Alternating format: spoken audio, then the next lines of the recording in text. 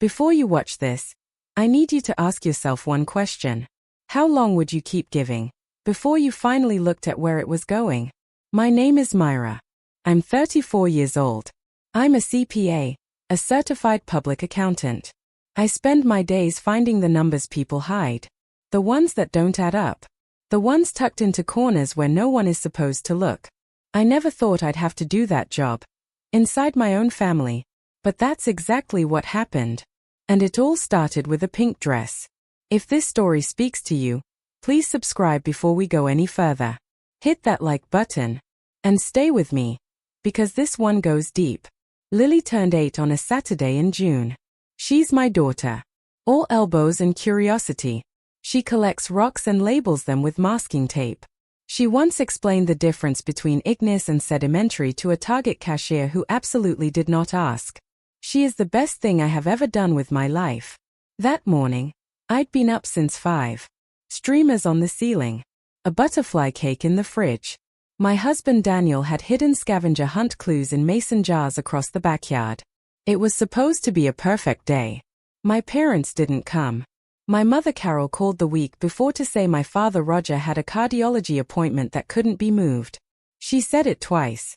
That's how I knew she'd rehearsed it. I said of course. I always said of course. That was the daughter I trained myself to be. The one who adjusts, who covers, who picks up the phone before the other person finishes the sentence. That's not a personality.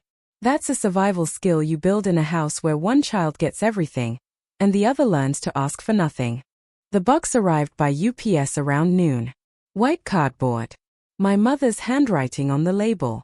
A strip of pink tissue paper peeking through the seam. I set it on the present table and went back to frosting cupcakes.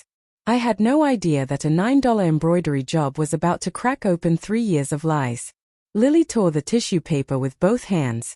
Inside was a dress. Pink cotton. Pearl buttons down the front. A Peter Pan collar, soft and delicate. She held it against her chest and twirled. Then she stopped. Her small fingers traced something on the inside of the collar. White thread. Neat cursive. Stitched directly into the fabric. She looked up at me. What is this, Mummy? I crossed the room. I took the collar between my fingers. And I read the name. Emily. Not Lily. Emily. My hands started shaking. I kept my face completely still because my daughter was watching me with that expression children get when they sense something is wrong, but don't yet have the words for it. Is that another girl's name? She asked. It's a mistake, sweetheart, I managed. Grandma mixed up the order. She nodded and went back to her books. I folded the dress. Set it on the counter. Then I found the card tucked into the bottom of the box. My mother's handwriting. Loopy, deliberate, certain. For our little Emily. With all our love, Grandma and Grandpa. Our little Emily. Daniel walked in from the patio. He saw my face. He set down the hose and didn't say a word. He just read the card. And neither of us spoke. That night, after Lily was asleep, I sat at the kitchen table with my laptop open and the dress folded beside me. I sent my mother one message. Short. Measured. Controlled. Mom. Why does Lily's dress say Emily? Then I put the phone face down and waited for morning. By 6 a.m., I had 11 missed calls. I let them ring. That was new for me. My whole life I had picked up by the second ring. Carol had trained me to be available the way you train someone with repetition and the quiet threat of disappointment. Not answering felt like holding my breath underwater. But for the first time, it also felt like clarity. Here is what you need to understand about how our family worked. For 3 years, since my sister Emily had vanished without a forwarding address, I had been the one keeping my parents afloat. $1,200 a month toward their mortgage. $400 for my father's supplemental health insurance. $110 for the phone plan. And every few months, Carol would call with something extra, a water heater, a property tax bill, a hospital copay. Her voice would drop to that soft cracked register she saved for when she needed something. Honey, your father's heart can't wait. You're the only one we can count on. I believed her. Or maybe I chose to believe her. Because the alternative, that I was pouring money into something I didn't understand, was too ugly to sit with. I am an accountant. I reconcile other people's books for a living. I could not bring myself to open my own family's ledger. Not until the dress. The morning after Lily's birthday, Carol called back with her explanation already rehearsed. It's just a name we've always loved. A family tradition. Emily isn't a family name, Mom. It's a specific person's name. She pivoted fast. She always did. You're reading too much into this, Myra. You always turn something simple into an investigation. That word. Investigation. I filed it away. Then she asked me to pick up my father's prescription refill before hanging up. I sat in the driveway for a full minute. Carol had just used the present tense. Not Emily always loved pink. Loves. As if my sister was still 8 years old. Still waiting for a dress. Still coming home. 3 days later, the money call came. It always came. Roger needed an echocardiogram. The copay alone was $400. Carol's voice was thin and exhausted. I told her I'd look into it. Then I pulled up the insurance portal for the supplemental plan I had been paying $400 a month to fund. The echocardiogram copay under that plan was $42. Not $400. $42. I stared at the screen. Then I opened a fresh spreadsheet. In the last 12 months alone, I had sent my parents just over $23,000 beyond the mortgage and insurance. Carol had attributed every single dollar to Roger's health, house repairs, or property taxes. I pulled the county property tax records. Paid in full. On time. For 3 years. The money was going somewhere. Just not where she said. I spent the next several nights cross-referencing everything. Bank statements. Transfer confirmations. Auto-pay history. Insurance claims. I printed it all because I need paper. I need something I can hold. Daniel sat across the table assembling Lily's new bookshelf and watched me sort pages into stacks without asking what I was doing. He knew I'd tell him when I was ready. By 10 p.m., I had 3 columns. Column 1, money I sent. Column 2, what Carol said it was for. Column 3, what I could actually verify. The gap between column 2 and column 3 was $41,000. Daniel set down his Allen wrench. How bad? 41,000. He nodded slow. The nod of a man confirming something he'd suspected but never let himself say. You need to go over there, he said. Yeah. Bring your phone. Take pictures of everything. I know. He waited until I looked at him. And Myra. Check that room. He meant the one at the end of the hallway. The one that was always closed. I drove to my parents' house on a Wednesday morning. I knew their schedule. Roger had physical therapy at 10. Carol always drove him because she didn't trust him behind the wheel. They would be gone at least 90 minutes. I let myself in with the spare key under the ceramic frog by the side door. The same frog that had been there since I was 9. The house smelled like lemon cleaner and something stale underneath it. The way old houses smell when the windows don't get opened enough. Everything looked exactly the same. Roger's recliner with the permanent dent. Carol's cross-stitch above the mantel. The kitchen table with the vinyl tablecloth, the same one I sat at when I was 14, writing 3 paragraphs front and back about why I deserved new soccer cleats. My mother read it, crossed out a line, and said she'd think about it. Emily got a new phone that same week. No essay required. I walked upstairs. Past the bathroom. Past the linen closet. Past the framed school photos, Emily's large and scented, mine smaller, tucked to the side. And then I was standing at the end of the hallway. The door. I put my hand on the knob. It turned. The room was exactly as I remembered. Lavender comforter smoothed and squared. Ye-books on the desk. Beach sunset poster thumbtacked above the headboard. But the closet door was open. And the light was on. Someone had been in here recently. I pulled open the first cardboard box on the closet floor. Inside, folded in tissue paper, were children's clothes. Small. Sized for a girl between 6 and 10. Dresses. Cardigans. A pair of Mary Janes still in the shoebox. Every single item had the same embroidery on the collar. Emily. I opened the second box. More clothes. A pink rain jacket with Emily stitched on the inside pocket. A set of monogrammed hair ribbons. A tiny bracelet engraved with 2 letters. E.B. Emily Brandt. These were not keepsakes from my sister's childhood. The tags were current. The sizes were current. Someone had been buying children's clothing in Emily's name. In sizes that fit an 8-year-old. In sizes that fit Lily. My knees gave out and I sat down on the carpet. The third box was different. No clothes. Inside was a manila folder thick with papers. I opened it. Zelle transfer confirmations. Printed on plain white paper. Each one showing a payment from my parents' bank account to a recipient in Reno, Nevada. The name on the receiving end was Emily Brandt. The amounts ranged from $300 to $800. Some months had 2 transfers. The oldest receipt was dated 3 years ago, 2 weeks after Emily's "Don't look for me" text. The most recent was last month. I flipped through them slowly. Every single dollar matched the timeline of Carol's requests to me. Every copay I'd covered. Every phantom water heater. Every trembling phone call about your father's heart. The real money had been rerouted. A pipeline from my checking account to an address in Nevada I had never seen. And at the bottom of the folder, paperclipped to the last receipt, was a handwritten note. My mother's cursive. Neat and certain. Don't tell Myra. She wouldn't understand. I sat on the floor of my sister's shrine and did the math. It's what I do. 36 months of transfers. Average of $580 per payment. Sometimes twice a month. $38,000. 38,000 of the 41,000 I couldn't account for. The gap closed with a sound I felt more than heard. My parents hadn't been struggling. Roger's heart was real. But the bills were covered because I covered them. The house was fine because I paid the mortgage.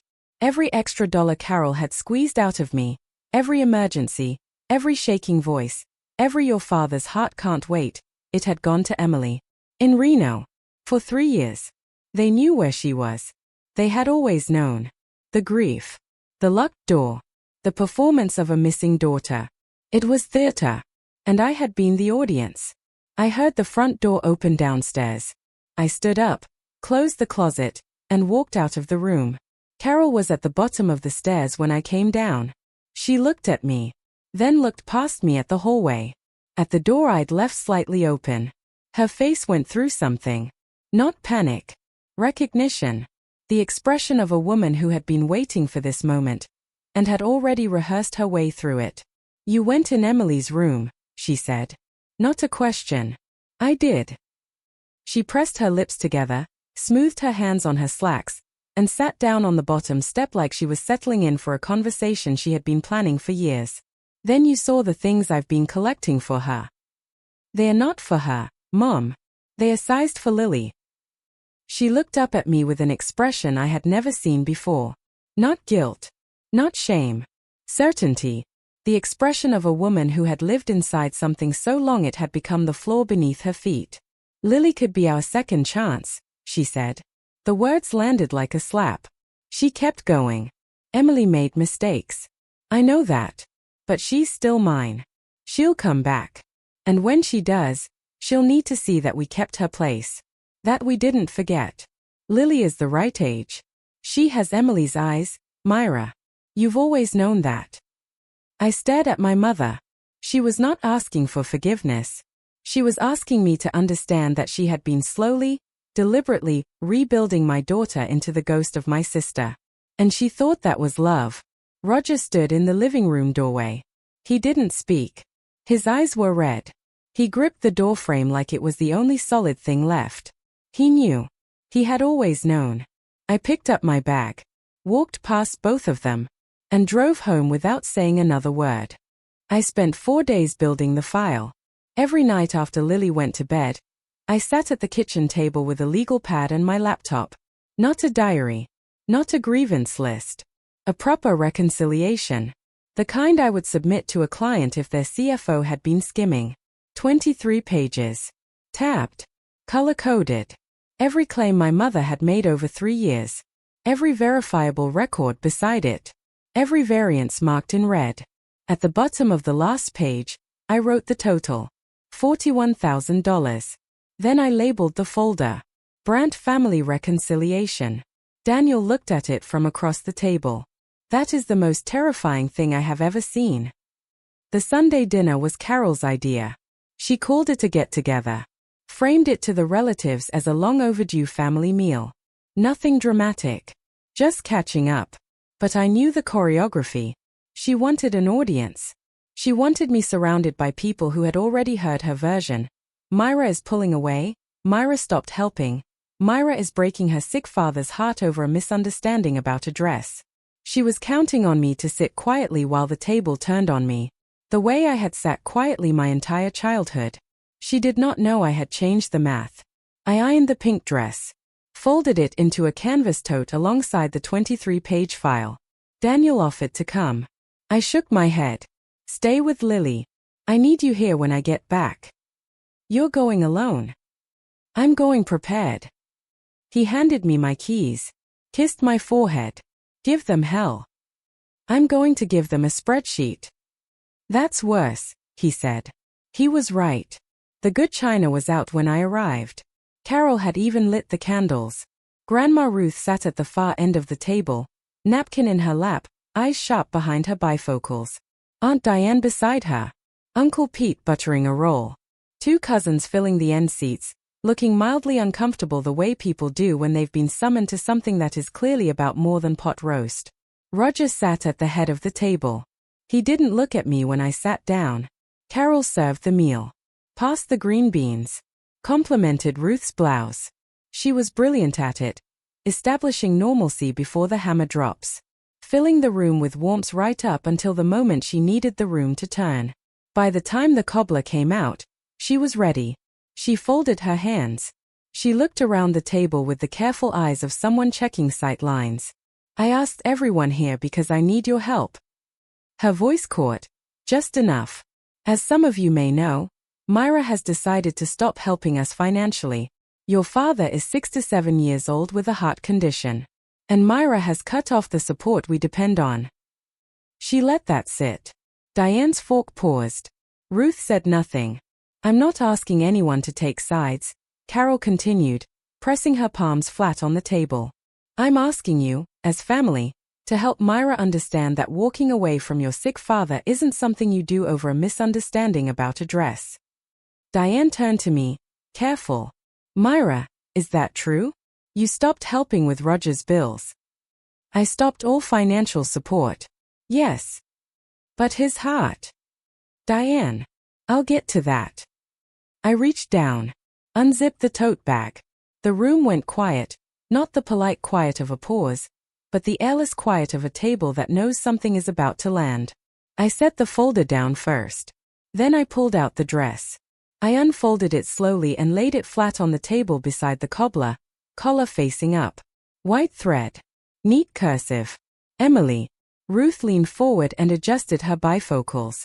Diane's lips parted. Pete set his napkin down. This is the dress my parents sent my daughter for her 8th birthday, I said. My voice was low. I didn't rush. The name on it is not my daughter's name. My daughter's name is Lily. I opened the folder and turned it toward the table. This is a 3-year financial record. Every month I sent my parents money. In 36 months, that total exceeded $41,000. I believed every dollar was going to my father's health and this house. I tapped the red column. $38,000 of it was transferred to Emily. In Reno, Nevada, where she has been living for 3 years. Diane's hand went to her mouth. Ruth closed her eyes. My parents knew where Emily was the entire time. The grief, the locked door, the late-night phone calls about your father's heart. It was a story built to keep me writing checks, while the real money went to my sister. And in that closet upstairs, I continued, there are 4 boxes of children's clothing. Current sizes. Embroidered with Emily's name. Bought for a little girl who is not Emily. I looked at my mother. My daughter has a name. It is not Emily.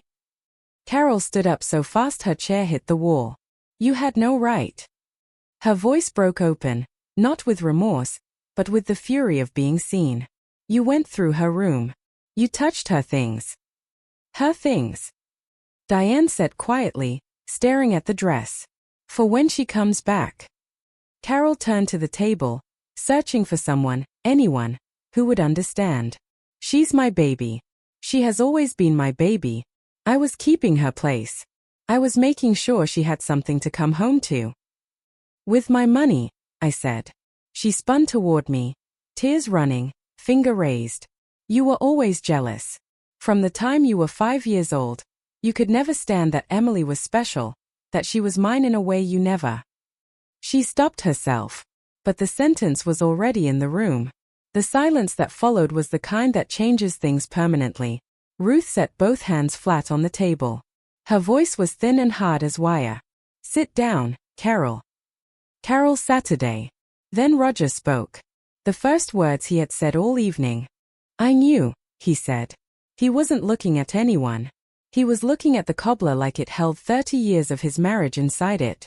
I knew she was sending the money. I knew about the clothes. I let it happen because I was too tired to fight. He paused.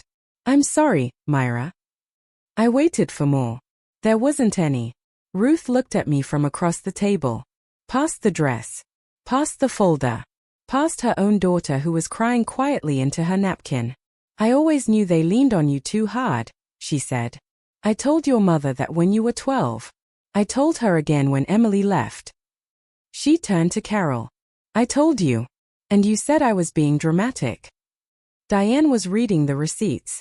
She'd pulled one page toward her and was moving through the dates, the amounts, the routing numbers. She looked up at Carol. You called me 3 times this week, she said quietly. You told me Myra was abandoning you over a dress. She set the page down. It's $41,000 and a closet full of clothes with the wrong child's name on them. That is not a misunderstanding, Carol. I don't even know what that is. Nobody was eating the cobbler.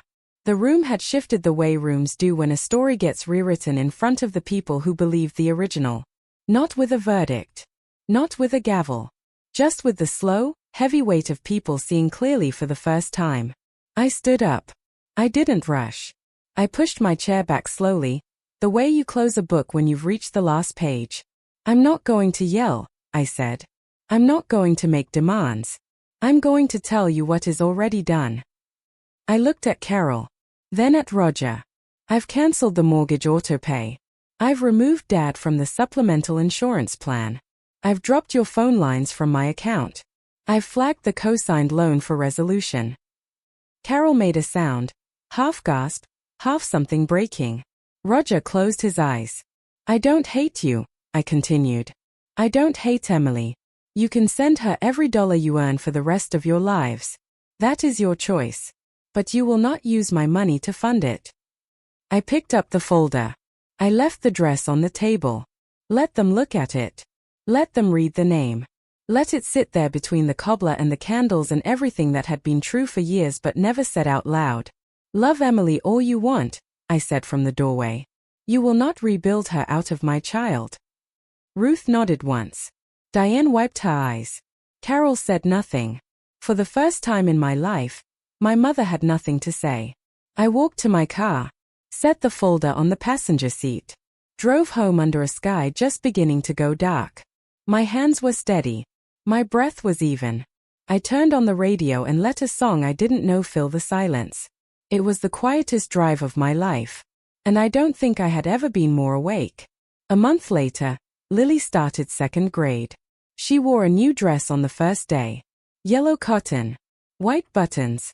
Her name stitched on the inside collar in blue thread. Lily.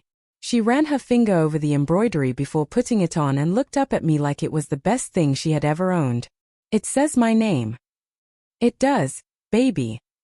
Daniel and I recalculated our budget that first weekend. We didn't celebrate. It wasn't a windfall. It was money that had always been ours. Half went into Lily's college fund. The rest toward the truck Daniel had needed for 2 years. Saturday mornings were different now. No 7 a.m. phone calls. No voicemails about copays or crises or your father's heart can't wait. No guilt sitting in my chest like a second breakfast. I drove past my parents' house once, by accident, taking a wrong turn from the grocery store. The curtains were drawn. Roger's truck was in the driveway. The ceramic frog was still by the side door. I didn't stop. The door at the end of their hallway. I don't know if it's open or closed now. It isn't mine to wonder about anymore. Some doors you walk past your whole life. And one day you realize the bravest thing you can do is stop trying to open them. Cutting them off didn't make me the villain in my family's story. It made me the author of my daughter's. And that is the only story I am writing now. That's where I'll leave you today. A pink dress, a wrong name, and a folder full of receipts. If this story moved you, if you've ever been the one who quietly keeps everyone standing and started to wonder where it all really goes, share this with someone who needs to hear it. Subscribe if you're new. Drop a comment and tell me where you're listening from. I'll see you in the next one.